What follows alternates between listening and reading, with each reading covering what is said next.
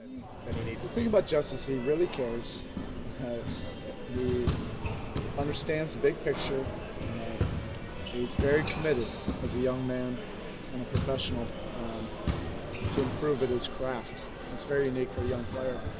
But he doesn't have to listen to anybody else's expectations. There's so many things out there about who he needs to be, what position he needs to play, how many more points a game he has to score this year. He's going to get more minutes, more responsibilities.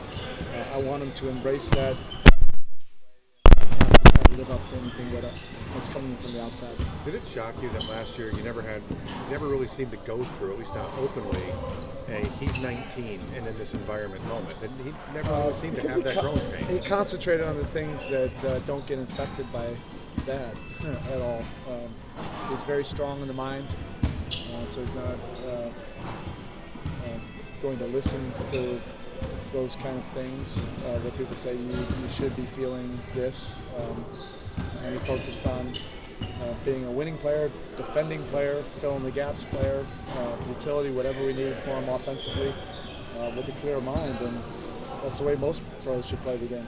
Coach, when you're enacting execution, from the things that you put in mentally to the information they're receiving, I know eventually you want to get to a place where you're getting the right tempo on top of the right action, but what are you evaluating first? If they're moving at the right pace or that they're getting the job done? Yeah, it starts with pace. Then the byproduct of pace in the first couple of days is chaos.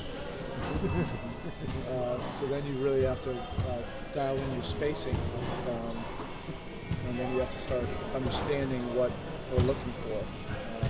And learning how to play off of each other. That takes time. The spacing was much better today. The pace has been great both days.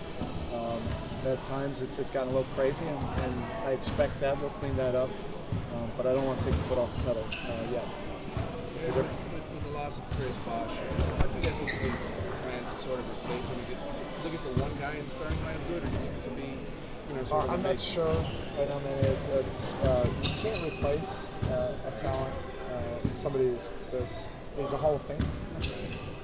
So we're not going to try to have one guy to replace him. I know multiple guys will be playing that position. On the court, it's going to be positionless. I don't expect one guy to fill in that gap.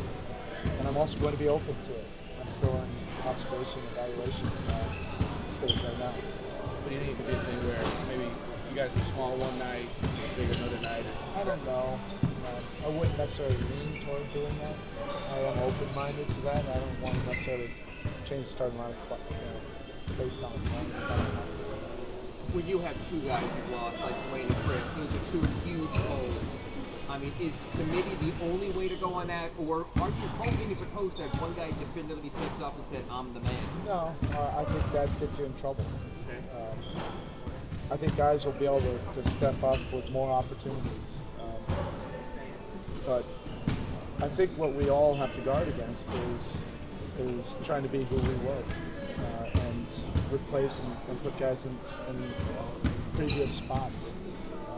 We are going to work a game that we feel is best for this group, that maximizes the talents of this group, and leave past teams behind. We have to be open-minded to where this team can go. It'll be on a different path, and it can have its own success. But if we're living in the past, I don't think it'll benefit any of us. That said, you got some guys who have started experience with Erik, James. Yeah, we have a lot of guys that have young veteran experience in this league, and they've had success. We just need to find a way to best utilize everybody and get everybody on the same page, where guys can feel that they're aggressive in who they are, but also help the next guy.